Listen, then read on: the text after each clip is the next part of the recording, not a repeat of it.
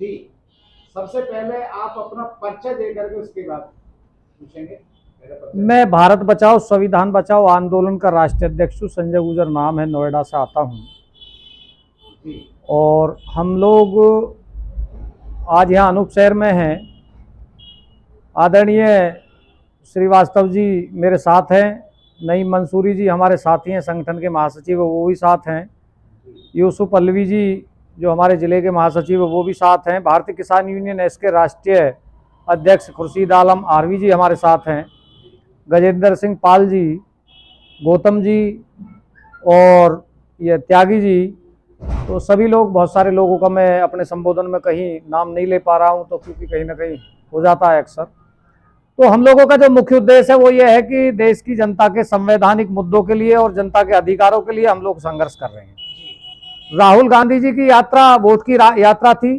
हम लोगों की जितनी भी यात्रा रही है वो जनता के हितों के लिए और जनता के संवैधानिक मुद्दों के लिए हुई है, जहां शोषित, वंचित, उपेक्षित लोगों की आवाज बनकर हम लोगों ने बात रखी है।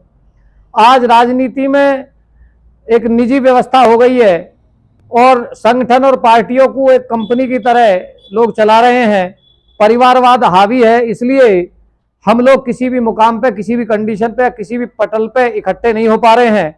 ऐसी परिस्थिति में हम सब लोगों को एकजुट होकर, लामबंद होकर एक मजबूत संघर्ष की आवश्यकता है।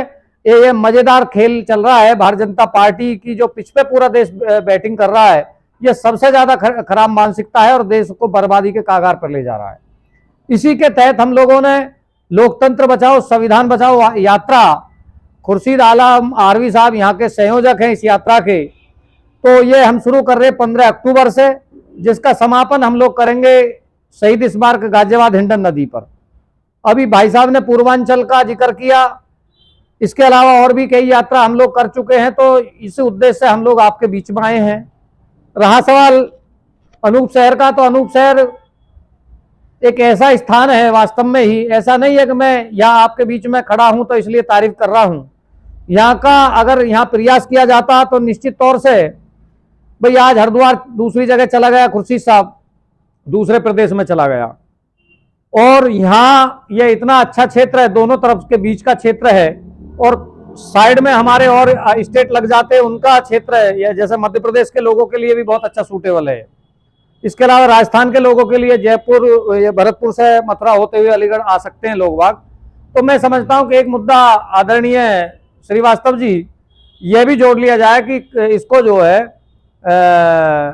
एक बड़ा रूप दिया जाए यहाँ बड़ा, क्योंकि पहले जो भारतीय जनता पार्टी के मैनिफेस्टो में था बहुत सारी चीजें, क्योंकि सत्ता में आ गए उसके बाद में लोग सबको भूल गए, तो हम इसको भी अपने एजेंडा में शामिल कर लें और इसके लिए भी कहीं ना कहीं आवाज उठाएं। निश्चित तौर से मैं आपको आश्वस्त करता हूं, सोशल मीडिया पे 2 लाख हम लोगों का फॉलोवर्स है, और किसी मुद्दे पे जहां लोग गूंगे हो जाते हैं वहां हम लोग बोलते हैं। 8-10 अखबार मजे से खबर भी लगाते हैं, सोनभद्र से लेकर पूरे बुंदेलखंड तक के और आपके नोएडा और सहारनपुर तक सभी लोगों से कहीं ना कहीं, राणा जी जैसे लोगों से अच्छा तालमेल रहा है। अच्छी खबर देते हैं तो अच्छी छपती भी है। वही हाल टीवी चैनलों का, समाचार भारत हो, R9 हो, कहीं ना कहीं हम लोग हैं चर्चा में और कंडीशनों पे हम लोग इसी आधार पर कार्य कर रहे हैं कि भाई ये कम से कम व्यवस्था बदलनी चाहिए। आज शहडोल ला करके लोकसभा में दिखाया गया। आज लोकसभा में आप देख लीजिए क्या स्थिति है।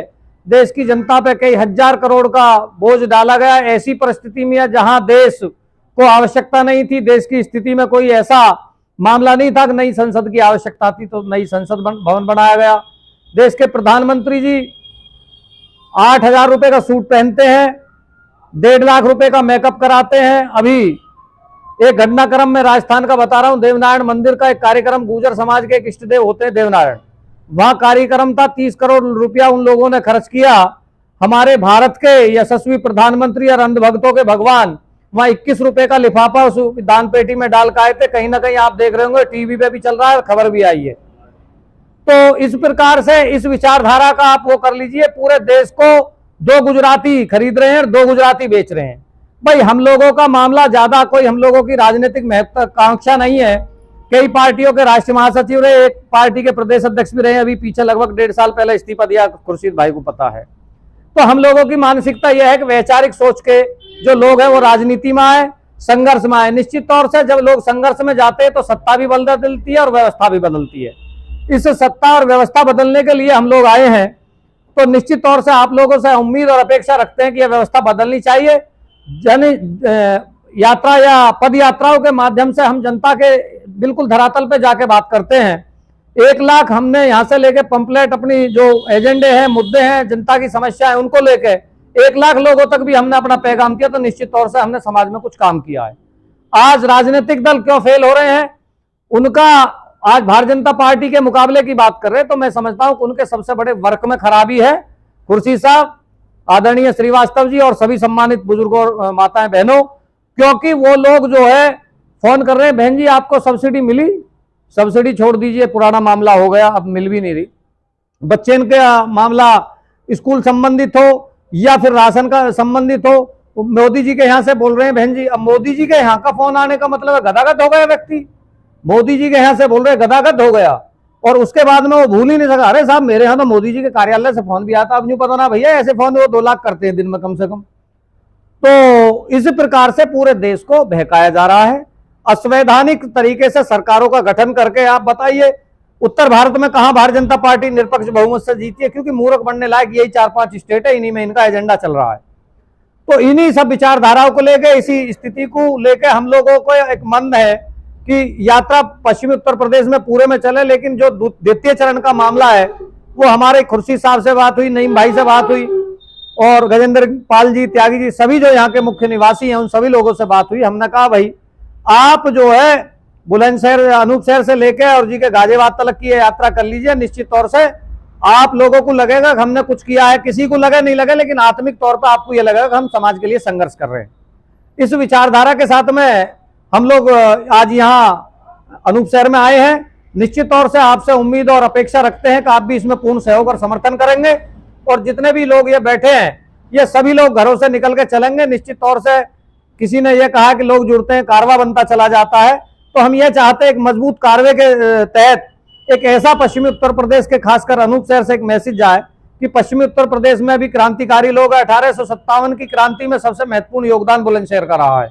इसलिए मैं आपसे उम्मीद करता हूं कि आप निश्चित तौर से हम लोगों को सहयोग करेंगे, और मैं गारंटी दे रहा हूं ये एक विचारधारा की क्रांति है, और जो विचारधाराओं से लोग तलवार लाठी डंडों से इस देश में जंग नहीं जीती जाएगी। निश्चित तौर से वो विचारों की क्रांति से ही जंग जीती जाएगी।